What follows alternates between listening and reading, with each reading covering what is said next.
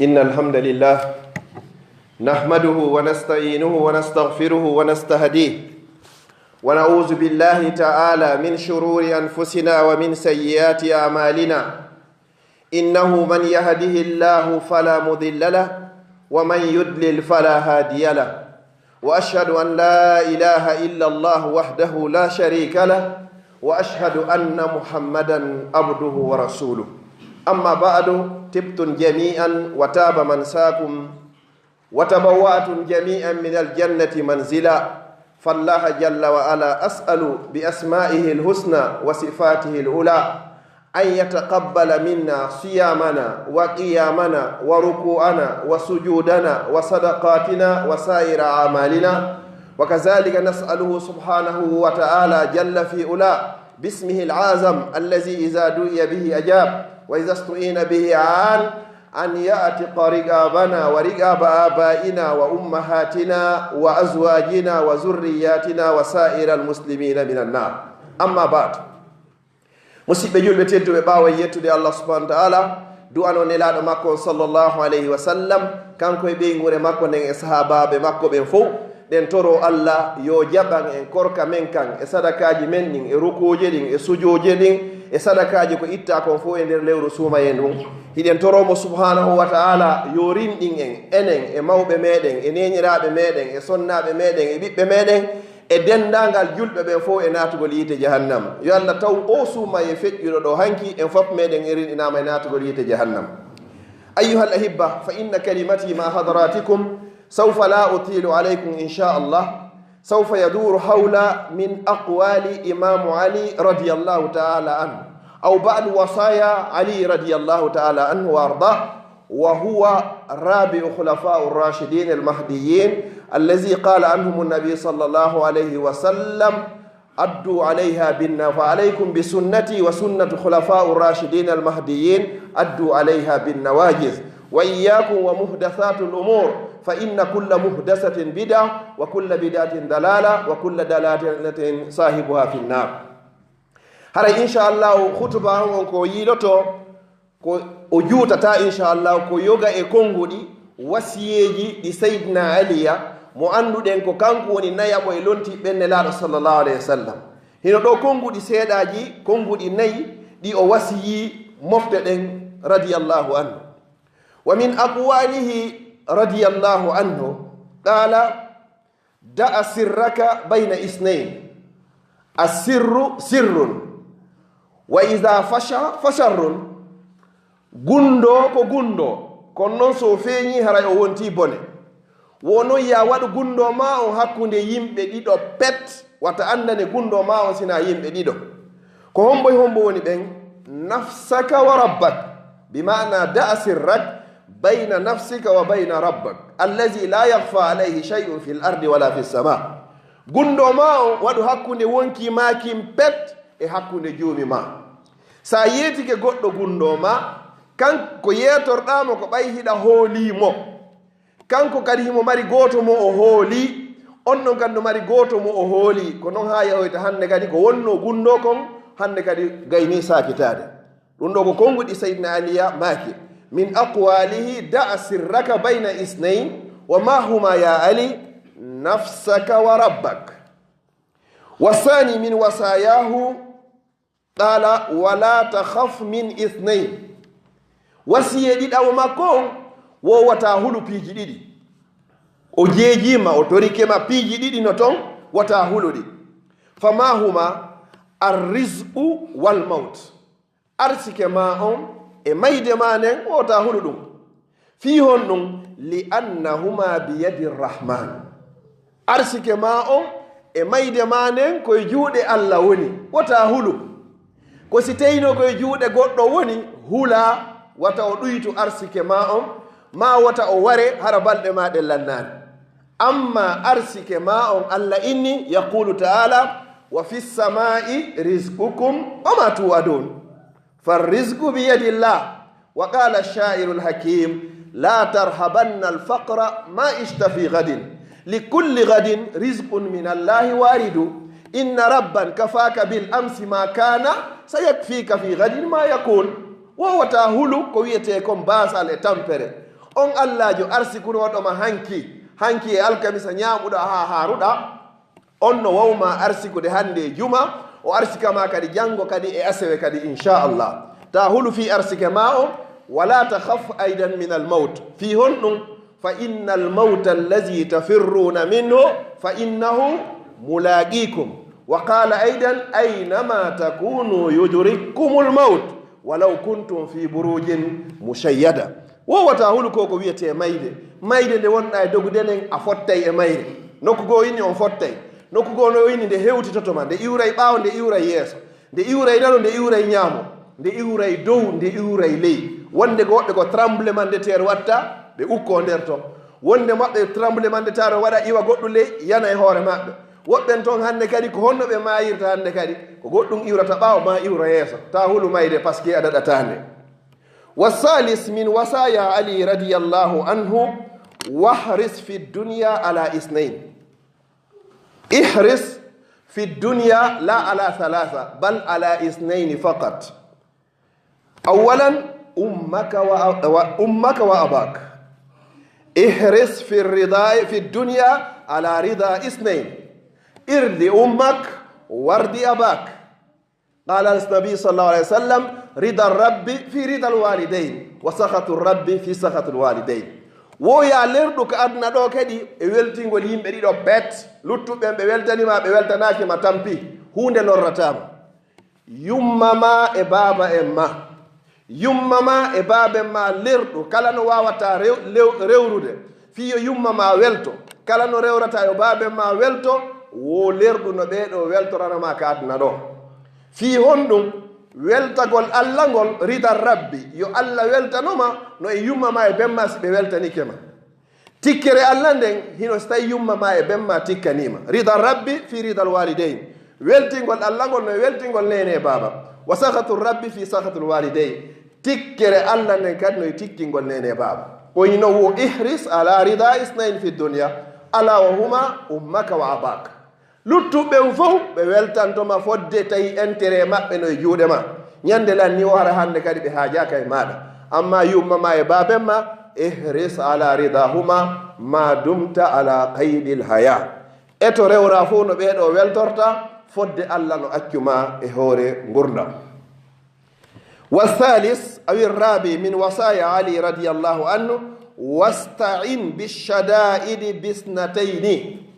woya wallitor sanga sattendeji ɗin alamo heɓata settende alamo heɓata lorra alamo heɓata sonja si tawi noon ɗiɗo ɗiɗi ɗi arima wo ko ya wallitor piiji ɗiɗi sa wallitori ɗin piiji ɗon ɗiɗi ɗin ɗon wona e saabu ko ittanma sonja on wona e saabu kadi ko ittanma kadi lorra on wama huma ya ali assabru wassalah muñal e juulugol قال تعالى في محكم التنزيل يا أيها الذين آمنوا استعينوا بالصبر والصلاة إن الله مع الصابرين وصاحبي ساتيدي يا والي تركو ويتيكو مونيال ادودغول جولغول صاحبي ساتيدي مونيو مومن be maka munyal ko nyale rimata sahebi sattede nelaɗo sallallahu alaihi wasallam si tawi goɗɗum sattaninoɓe ɓe heeɓino ko welari ɓe salli goto ɓe juula darɗe ɗiɗi ɓe toro allah ɓe maka alhamdulillahi ala kulli hal si tawi ko welo ɓe juula ɓe inna alhamdulillahi allazi bi ni'matihi tatimmu salihat si tawi koko weeli arma si tawi koko satti alhamdulillahi ala kulli hal si ɗum ɗo ariyema a waɗi ɗum ɗo ko inchallahu allah ittante sattandeje mane yo allah ittan kala julɗo sattiraɗo sattede makko وخامسا من وصايا علي رضي الله عنه قال واثنتان لا تذكرهما أبدا سيدنا علي أبي ماكي بيجي ديدي ko satti wata wolu fi maji ko bittiɗa wo wata wolu fi mu ko weltiɗa wo kadi ta wolu fi maji kono welafi ihsanuka linnas wa isa'atuhum ilayk isnaini لا تذكرهما اثنين مهما كنت مهما كان حالك فرحانا مسرورا أو غضبانا زعلان لا تذكرهما إحسانك إلى الناس wa isaatuhum ilayk piiji ɗiɗi ɗi a hana wowlugol ɗin fes goo honɗum ko moƴƴiɗa kon e yimɓe ɓen sa moƴƴike e goɗɗo o bonoyike e ma ko satti wo ko satti wata wowlitu sabu haray golle maɗen boni ko yimɓe ɓen woni bonade kon e maɗa ko satti wo ko satti wata wowlu fi honɗum ko bakkatu ma wona e montede si a wawi muññade welaafi kono sa waɗi ɗum ɗo bakkatu ma yaari ɗon sa moƴƴike goɗɗo o bonike e maɗa andu pellete kadi ko bakkatu ma yaari ɗon allah daalika deftere makko hal jazau l ihsan illa l ihsan wa qala aidan wa qulu linnasi husna est ce que joddi golle moƴƴe no woodi hara hina ɗum ala ko ɗum ɗon haanu non wo sa worana yimɓe ɓen kadi wowlanɓe konngol moƴƴol wa qala annabi sallllahu alayhi wa sallam man kana yuminu billahi walyawmi l akhiri falyaqul hayran aw liyasmut kala e moɗon laatiɗo himo gomɗini allah gomɗini ñalande sakkitinde himo andi wondema pellete o wuuri seeɗa o maaya e pooma yo wowlu ko moƴƴi si wona ɗum yo fanko sa andi a wolta ko moƴƴi ɗum haray fanko fi honɗum yaqulu nabi sallllahu alayhi wa sallam aktharu ma yudhilu nnasu nnar allisanu walfarj ko ɓurata naadoyde yimɓe ɓen fof yiite jahannama ko ɗengal ngal e awra on wa aktharu ma yudhilu nnasu ljanna taqwa llahi azza wa jalla wa husnul khulq ko ɓurata naɓoyde yimɓe ɓen ko aljanna ko piiji ɗiɗi kulol allah e moƴƴugol jikku kulol allah e moƴƴugol jikku kulol allah e moƴƴugol jikku goɗɗo no heɓoya darjaji yawmal qiyama yimɓe fof ngalɗa ko honno jonnimo ɗum ɗo hara ko sabu jikku makko moƴƴo on woni ko okkimo ɗum ɗo yo allah moƴƴin jikkuji men ɗi allahu subhanahu wa ta'ala lam yusni ala nabiyi sallllahu alayhi wa sallam fi lqur'an alkarim bikasrati lsalat wala lzakat wala lhajj wala kaza wa kaza innama asna alayhi biqawli wa innaka la ala khuluqin azim wallahi muhammad an hiɗa e dow jikku moƴƴo wa qala nabi sallllahu alayhi wa sallam aqrabukum minni majlisan yawma alqiyama ahsanukum akhlaqa wa fi riwayatin aqrabukum minni majlisan yawma alqiyama mahasinukum akhlaqa ko ɓurata ɓadoyade nelaɗo fo yawma alqiyama diga place ji ko ɓurɗo moƴƴugol jikku al islam lam yamtasir bisayf al islam lam yantashir bisayf innama intasara bil akhlaqi nabila bil akhlaqi alfadila bil hikma wal maw'izati al hasana qala ta'ala ud'u ila sabili rabbik bil hikmati wal maw'izati al hasana wajadilhum billati hiya ahsan o l'islamu yetem o sakitorari doole na kafa woni ko sakiti l'islam ko sakiti l'islam ko jikku moƴƴo ɓurɗo e mbaɗoyade nelaɗo sallallahu alaihi wasallam yawmal qiyama kala faalaɗo ɓaɗoyade nelaɗo yo moƴƴi jikku makko ko ɓurata teddinoyde sikkeli goɗɗo yawmal qiyama ko kulol allah e moƴƴugol jikku goɗɗo heɓoye baraji o ɓuroyama yawmal qiyama hara ko an ɓuraynomo yahugol ka juulirde ko an ɓuraynomo yahugol makka ko an ɓuraynomo ittugol sadaka kono himo ɓurnoma jikku moƴƴo goɗɗo waɗaymo ko metti o muññora lillahi azza wa jalla yaqulu nabi sallllahu alayhi wa sallam man kazama gayzan wa huwa qadirun ala an yunfisahu da'ahu llahu yawma alqiyama ala ru'usi alkhalaiq hatta yukhayyirahu llahu min alhuri l'ayni ma sha o kala moɗɗo tikkere goɗɗo waɗama ko satti e ma ka moƴƴugol jikku tawa hiɗa wawi yottade a piyay a nangay a sokay a hoynay a hersiɗay a jasinay tawata hiɗa wawi wadde mo ɗum ɗo fof surramo muññoraramo saabi allah yawmal qiyama si tagi e fo gon fo momoniroyi allah noddete ina kaarijo ɓi kaarijo a surruno jiyaɗo an on ka aduna o waɗuma goɗɗum muññorɗamo saɓɓi allah hande daruɗo e koko wiyete hurul ayn yeru ko falata wo ƴetta hande kadi yo allah okku en ɗum ɗo